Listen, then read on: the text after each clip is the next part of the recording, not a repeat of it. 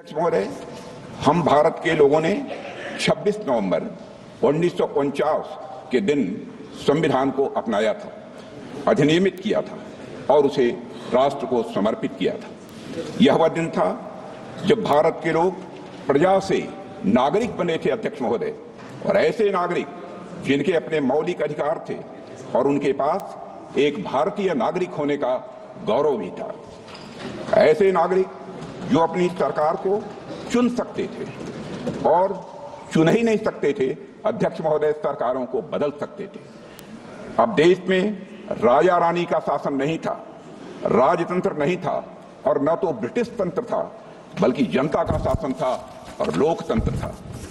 अध्यक्ष महोदय, मैं अपनी बात को आगे बढ़ाने से पहले संविधान को अंगीकार करने के 75 वर्ष पूरे होने के उपलक्ष्य में इस सदन और समस्त देशवासियों को हार्दिक बधाई देता हूं।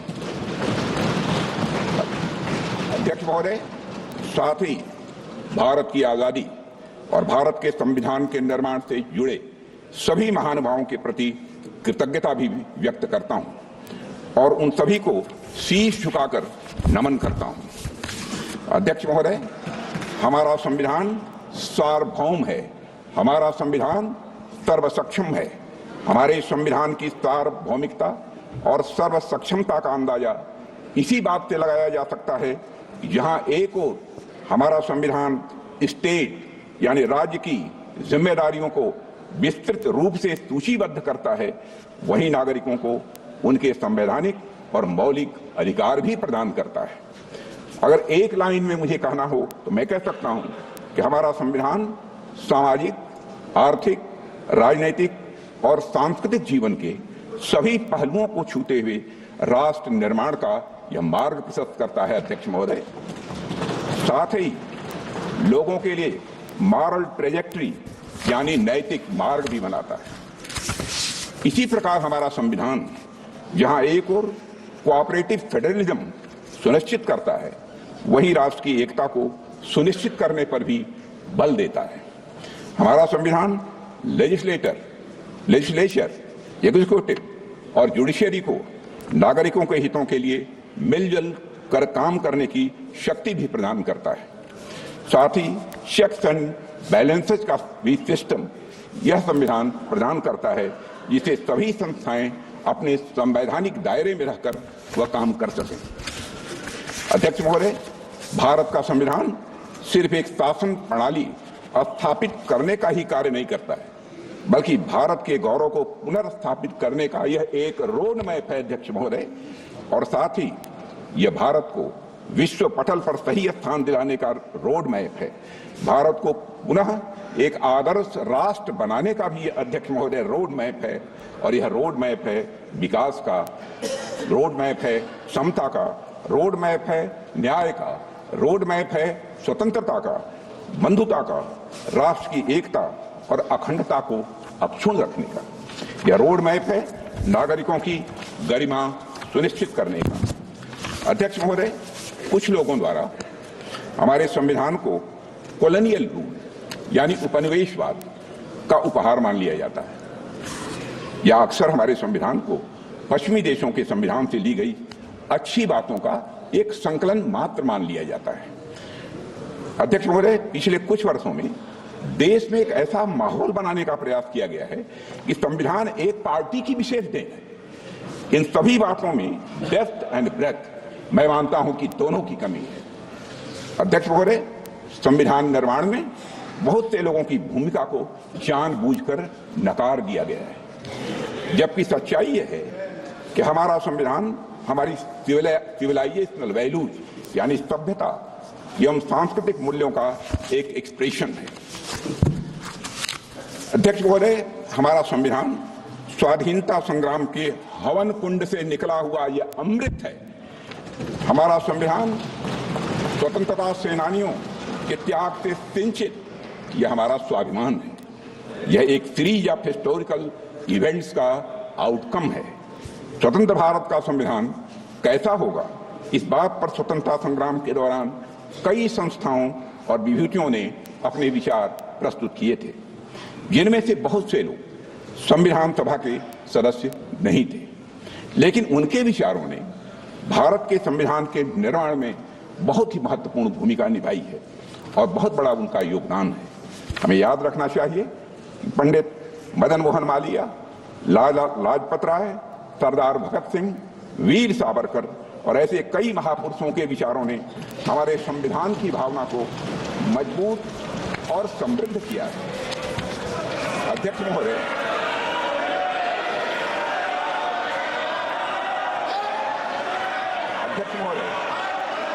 हमारे प्रेरणा स्रोत डॉक्टर श्यामा प्रसाद मुखर्जी का मानना था कि संविधान कलेक्टिव इफोर्ट और कंसेंसस का रिजल्ट होना चाहिए। मैं फिर से दोहराना चाहता हूं, हमारे प्रेरणा स्रोत डॉक्टर श्यामा प्रसाद मुखर्जी का यह मानना था कि संविधान कलेक्टिव इफोर्ट और कंसेंसस का रिजल्ट होना चाहिए। अध्यक्ष महोदय, हमारा संविधान इसी सामूहिक प्रयास और समझ का नतीजा।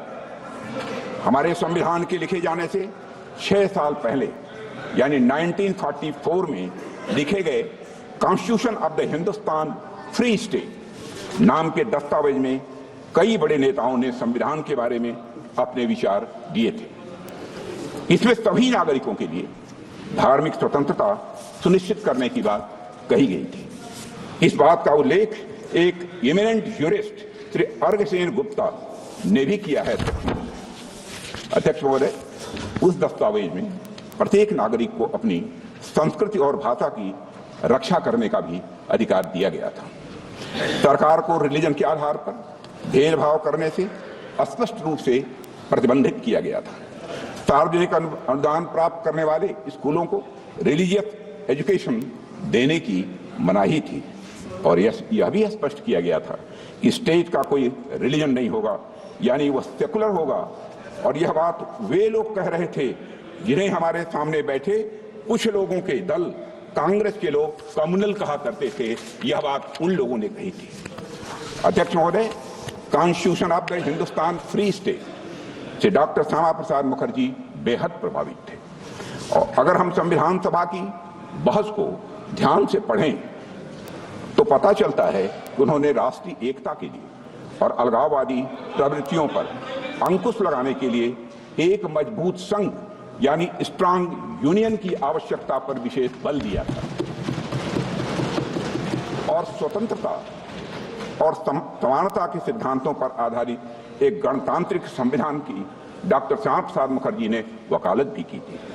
हमारे वर्तमान संविधान में भी इन्हीं मूल्यों को अध्यक्ष महोदय प्राथमिकता दी गई है, मगर इस बात का कहीं उल्लेख नहीं मिलता है। एक पार्टी विशेष द्वारा संविधान निर्माण के कार्य को हाईजैक और एप्रोप्रिएट करने की कोशिश हमेशा से की गई है। अध्यक्ष महोदय, भारत में कॉन्स्टिट्यूशन मेकिंग से जुड़ी ये सब बातें लोगों से छिपाई गई हैं। इतिहास में जाने पर पता चलता है कि हमारे देश में इस बात पर व्यापक सहमत थी कि भारत का भविष्य किस तरह के कानून से निर्धारित हो। मैं आज यह स्पष्ट करना चाहता हूं अध्यक्ष महोदय कि हमारा संविधान किसी एक पार्टी की देन नहीं है। भारत का संविधान भारत के लोगों के द्वारा भारत के विचारों के साथ भारत के मूल्यों के अनुरूप बनाया गया एक अनपैरेलल्ड ट्रांसफॉर्मेटिव यह डॉक्यूमेंट है। अध्यक्ष महोदय, पश्चिमी सभ्यता में राज्य की अवधारणा नाइट वॉचमैन स्टेट की थी।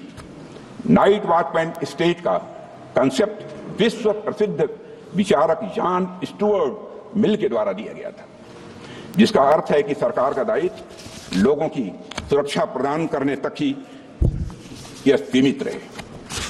किंतु हमारे देश में राजधर्म की बात की गई है। अध्यक्षों, महाभारत के शांति पर्व में राजा को सिर्फ राजधर्म लागू करने की शक्ति दी गई है, पर वह राजा राजधर्म का स्रोत नहीं माना गया है। अध्यक्ष महोदय, हमारे यहाँ राजा भी राजधर्म से बंधा हुआ है। उसकी शक्तियां लोगों के कल्याण के लिए, समाज के कमजोर वर्गों के रक्षा के लिए। अध्यक्ष महोदय, हमारा संविधान कॉन्स्टिट्यूशनल मशीनरी के जरिए नागरिकों के कल्याण के लिए पूरी तरह से प्रतिबद्ध है।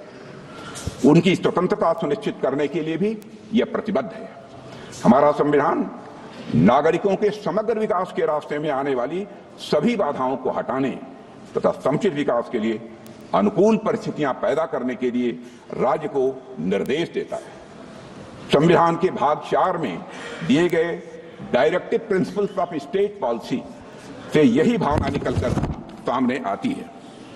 अध्यक्ष महोदय, मुझे इस बात का गर्व है, गर्व नहीं बल्कि मुझे गौरव की अनुभूति है कि प्रधानमंत्री नरेंद्र मोदी जी के नेतृत्व में हमारी सरकार सबका साथ, सबका विकास, सबका विश्वास और सबका प्रयास की भावना के साथ यह काम कर रही है।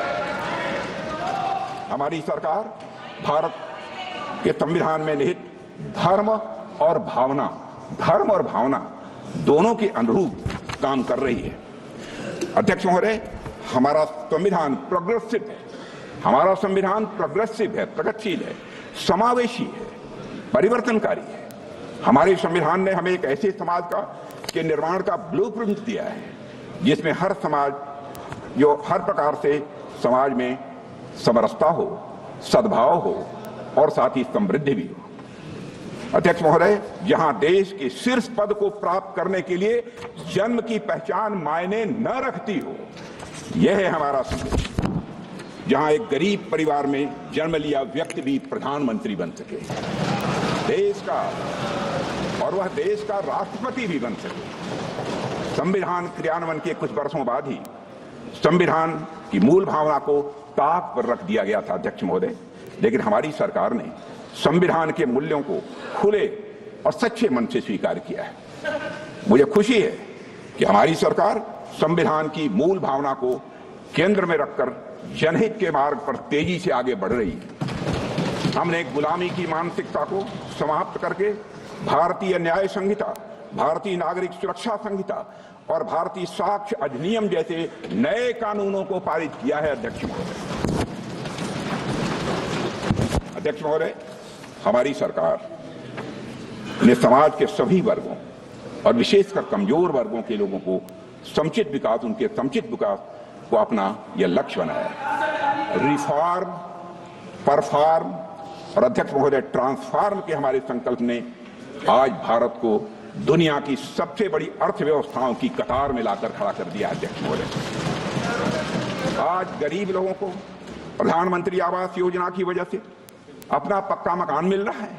प्रधानमंत्री जन आरोग्य योजना के अंतर्गत गरीबों को मुफ्त इलाज मिल रहा है। प्रधानमंत्री गरीब कल्याण अन्न योजना के माध्यम से 80 करोड़ गरीबों को मुफ्त राशन की सुविधा दी जा रही है। हर घर में नल से जल पहुंच रहा है, हर घर में शौचालय बन रहे हैं। हमारे अध्यक्ष महोदय, हमारे देश में लगभग आधी आबादी महिलाओं की है। महिला सशक्तिकरण की दिशा में हमारी सरकार हर संभव प्रयास कर रही है। सामाजिक न्याय के संवैधानिक आदर्शों के अनुरूप विमेन डेवलपमेंट के साथ विमेन लेड डेवलपमेंट को सुनिश्चित करने के लिए हमने नारी शक्ति बंधन अधिनियम भी पास किया है और इससे राजनीतिक क्षेत्र की महिलाओं का प्रतिनिधित्व बढ़ेगा तथा उनका सशक्तिकरण भी यह सुनिश्चित होगा। इसी सोच के तहत अध्यक्ष महोदय, हमारी सरकार ने वर्ष 2018 में राष्ट्रीय पिछड़ा आयोग को संवैधानिक दर्जा दिया है, पहली बार आजाद भारत के इतिहास में। आर्थिक रूप से कमजोर वर्गों की उन्नति के लिए साल 2019 में संविधान संशोधन किया गया है। इसके लिए हमने आर्थिक आधार पर 10% आरक्षण का अवसर प्रदान किया है इकोनॉमिकली बैकवर्ड क्लास के लिए। अध्यक्ष महोदय, समग्र और समावेशी विकास के ये सभी काम हमारे संवैधानिक मूल्यों और आदर्शों के यह जीवंत रूप हैं। हमारी सरकार ने न सिर्फ संविधान के मूल्यों को केंद्र में रखकर काम किया है, बल्कि संविधान को लेटर एंड स्पिरिट में बखूबी हमारी सरकार ने लागू किया है। अध्यक्ष महोदय, इस देश में एक ऐसा राज्य भी था जहां देश का संविधान लागू नहीं होता था, संसद के कानून भी पूरी तरह लागू नहीं होते थे। हमने वहां भी संविधान को पूरी तरह से लागू करके दिखाया है अध्यक्ष, और आज पूरा देश उस निर्णय का सकारात्मक परिणाम अपनी प्रत्यक्ष आंखों से देख रहा है। हाल में चुनाव संपन्न हुए हैं, रिकॉर्ड मतदान हुआ है अध्यक्ष महोदय, लंबे समय बाद हुआ है, एक भी हिंसा की घटनाएं मतदान के दौरान नहीं हुई है। अध्यक्ष महोदय, मैं वहां की जनता का अपनी तरफ से हार्दिक अभिनंदन करता हूं। अध्यक्ष महोदय, हमारे संविधान ने हमें भारतीयता से पुनः परिचित कराया है, हमें अपनी संस्कृति, सभ्यता और संस्कृति के प्रति गौरव की भावना का यह संदेश दिया है। जैसे हमारे संविधान की मूल प्रति के भाग 3 में, जिसमें मौलिक अधिकारों का वर्णन है, उसमें भगवान श्री राम, मां सीता जी और प्रभु लक्ष्मण जी की तस्वीर भी अंकित है। अध्यक्ष महोदय, अध्यक्ष महोदय, संविधान की मूल प्रति के मुख पृष्ठ पर अजंता गुफाओं की पेंटिंग्स की छाप मिलती है और अध्यक्ष महोदय, साथ ही कमल का फूल भी अंकित है। वह कमल का फूल यह दर्शाता है कि सदियों की गुलामी के दलदल से बाहर आकर अब एक संप्रभु और लोकतांत्रिक गणराज्य का उदय हो चुका है। हमारा संविधान और उसमें उकेरी गई आकृतियां हमारी सर्वोत्तम विरासत, समृद्ध इतिहास और महान परंपरा की यह वाहक है। इसी परंपरा को हम विकास भी, विरासत भी की भावना के साथ तेजी से आगे बढ़ा रहे हैं। हम सभी जानते हैं, भारत लोकतंत्र की जननी है। हमारे लोकतंत्र की महानता के बारे में बाबा साहब अंबेडकर ने संविधान सभा में भी कहा था, and I quote, there was a time when India was studded with republics and even where there were monarchies, they were either elected or limited. They were never absolute. It is not that Indians did not know parliament or parliamentary procedure. A study of the Buddhist Bhikshu Sanghas discloses that not only there were parliaments for the Sanghas, but they knew and observed all the rules of parliamentary procedure known to modern times. अध्यक्ष महोदय, हम ऐसी ही महान परंपरा का हिस्सा है और यह हम सभी के लिए गौरव और यह स्वाभिमान की बात है। अध्यक्ष महोदय, हमारा संविधान अथक परिश्रम और विचार विमर्श का यह परिणाम है। इसके निर्माण में शामिल सभी महानुभाव महान देशभक्त थे। Doctor B R. Ambedkar, Shri Alladi Krishnaswami Ayyar, Shri K M. Munshi, Shri Gopalaswami Ayyangar, Shri Pandit Jawaharlal Nehru, Sardar Vallabhbhai Patel, doctor Rajendra Prasad, जो मैं बोल रहा हूं वो सच्चाई है। डॉक्टर राजेंद्र प्रसाद और डॉक्टर श्यामा प्रसाद मुखर्जी जैसे नेताओं ने हमारे संविधान के निर्माण में अपनी महत्वपूर्ण भूमिका निभाई है और अपना महत्वपूर्ण योगदान दिया है। एच.बी. कामत,